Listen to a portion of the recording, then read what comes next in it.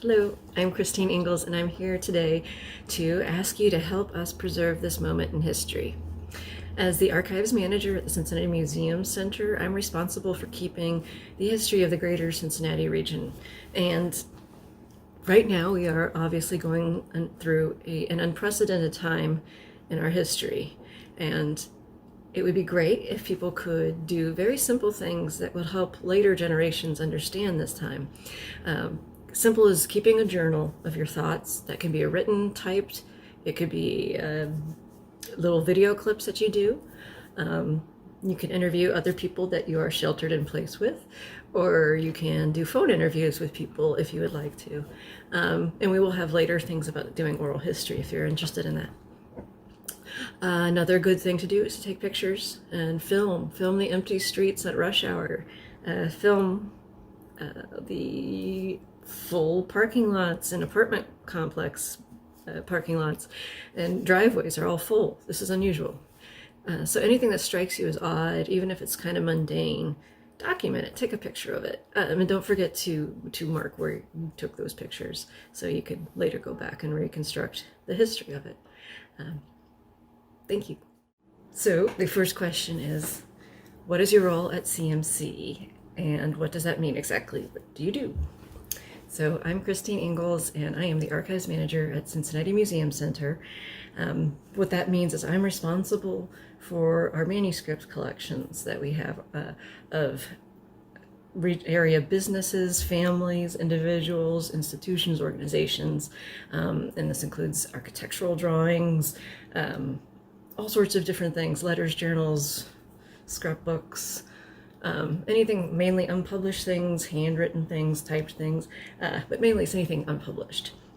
So it's my job to accurately track all of these things and ensure their safety and preservation and ensure that researchers have access to them and that they're described and cared for in a good way. But also my job is to actively collect the history of the greater Cincinnati region and help to tell that story. Is there anything special or unique about your particular collection? Well, it's all unique. That's why it's in the collection. I can tell you about some of my favorite parts that, and I say this but to everybody, my favorites change constantly, and it's true. But right now I've been focusing a lot on our older collections that document the early arrival of white migrants, settlers, soldiers at Fort Washington. All of that early stuff I think is amazingly interesting. It's fascinating. And it was just a dynamic time in this area. It just is fascinating. And we have some really great collections that document that. Another unique special thing with our collection, I think, is just the breadth and the extent of our architectural drawings. It's always nice to work with local people that are renovating buildings or they're looking at different things to be able to go back to the original and show it to them and share it with them. It's a really nice thing. I wish I had a million gigantic flatbed scanners or cameras or things, because that would definitely be a project I would love to see more digitization with. What projects am I currently working on before the stay-at-home order? So what I was working on was trying to get back to normal after the renovation project of Union Terminal and us moving collections, which we finally finished not that long ago.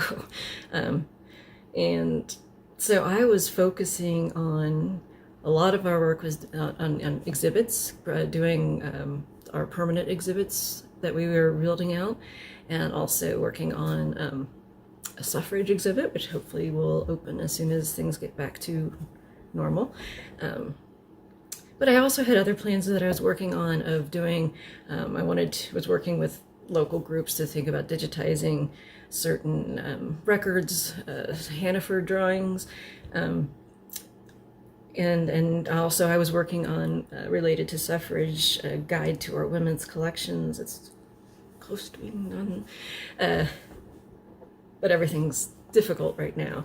And in a way, we were a bit prepared to work from home in some ways because of while we were moving for so many months, years, I always had projects that I could work on wherever, just that I took my, a laptop with me and I could do stuff. So we have lots of old inventories that were written a long time ago, and we don't have any electronic files. So I've been entering those and at the same time updating them to current archival standards, and sometimes updating language, updating all sorts of different things that I can. It's frustrating to not be with the collection to go and check, but the good thing is if we get this work done, then we will be able to fairly easy, once we get back into the building, check the work and then get it up online, and that opens up more access to researchers.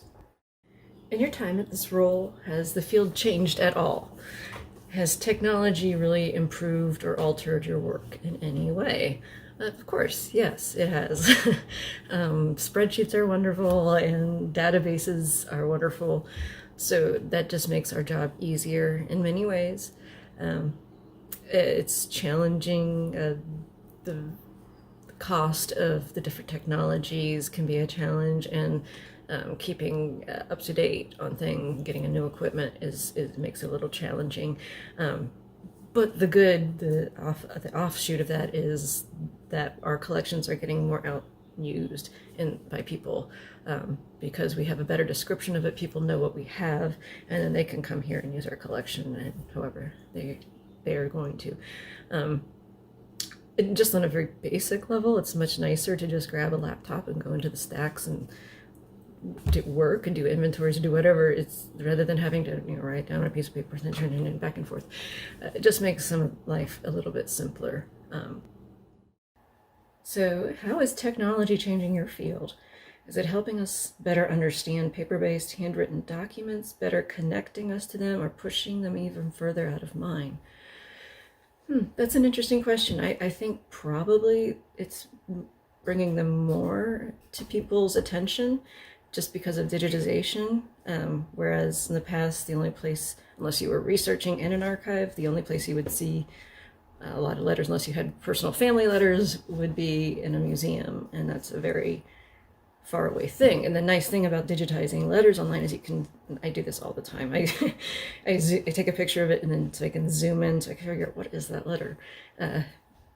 So I think it's helpful. I think teachers could use it a lot. I'd love to see collections used by teachers. I don't know if it's helping us better understand them. It's making it different, and hopefully bringing them to a new audience, not just somebody who either has the luxury or the luck to be able to do research, versus somebody that gets online and just looks up something and finds something interesting. So it kind of levels the playing field a bit. Do I have a favorite piece in the collection? Yeah, I do.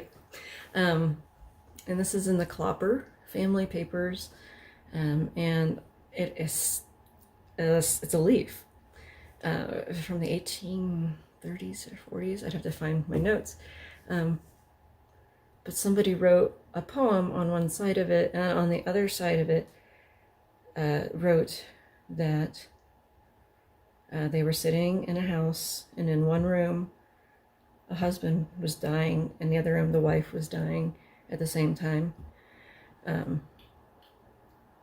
Just her remarks on the fragility of life. It was one of those things that just took my breath away when I saw it. It was just in between two letters and blew me away.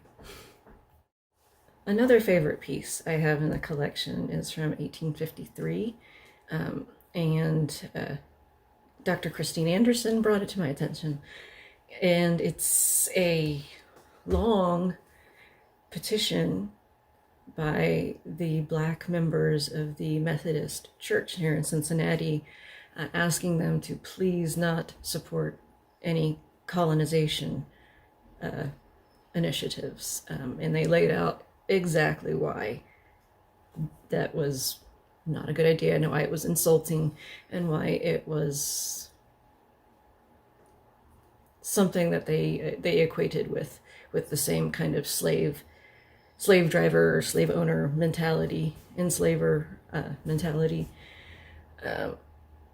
It just didn't respect them as a human being, as a child of God. I believe they said that in a few places. But it's a powerful, powerful document. It's definitely one of my favorites. What led you to this field of work? When did you first become interested? What was your education like in preparation? I got a bachelor's in history from the University of Florida, and then a master's in public history from Wright State University. I was always interested in history growing up, always an avid reader of history, and going to different sites was one of my favorite things to do. So I just enjoyed it, and I was lucky enough to have good professors who insisted on us doing research in the archives. And the first time I visited an archives at University of Florida, I was blown away. And then when I did a behind-the-scenes tour at Wright State when my sister was graduating from there, I knew this was where I belonged. And so that's how I got into it. And just trying everything you can that you're interested in. I encourage people to do, like I try to do internships, tried to find paid internships, and I was lucky that some of those turned into a longer employment thing. So because I've been doing this for 19 years now.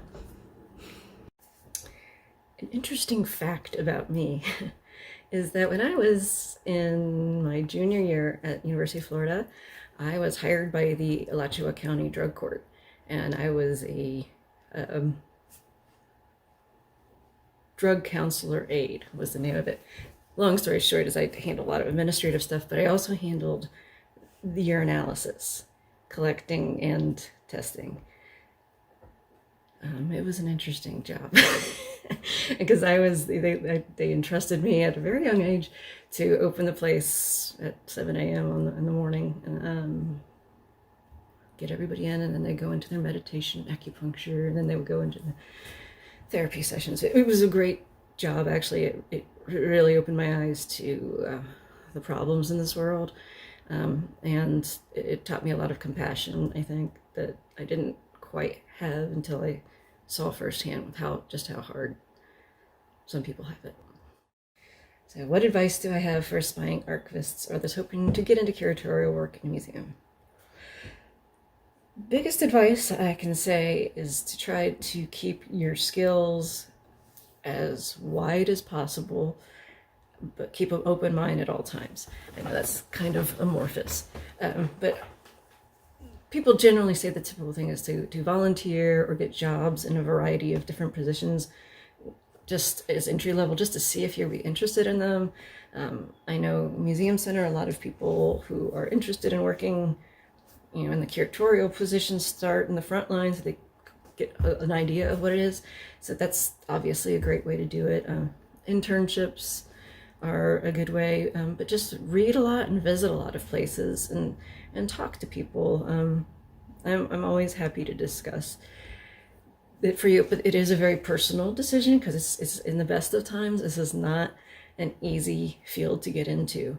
A lot of it is luck in some ways. It's definitely hard work too, but a lot of it's luck. I've been very, very lucky to have some great mentors throughout my career who always gave a leg up. So I always try to do that if I can. So I would just say is try to get as much experience as you can, read as much as you can, talk to people, network, join professional organizations. They often have tools for helping people enter the field. And there's also different groups, like the Society of American Archivists has a mentoring program, so you could hook up with somebody who's been an archivist for some time, that maybe they're into a certain aspect of the field that you were interested in, and then you can just learn from them. So networking is big, very big. So what are my hobbies? What brings me joy? Well, obviously reading. I've got lots of books around here, as you can see, but I'm also a big fan of horror movies. My mom raised us on the Hammer films, and they're like my comedies. They make me feel good. And the cheesier they are, the better. But I also like the spooky ones a lot too. And this was the year I have all these tickets to concerts that I don't know that I'll get to go to. Roger Waters, Primus, Nico Case. So I love live music, and I miss going to the symphony. Just sad.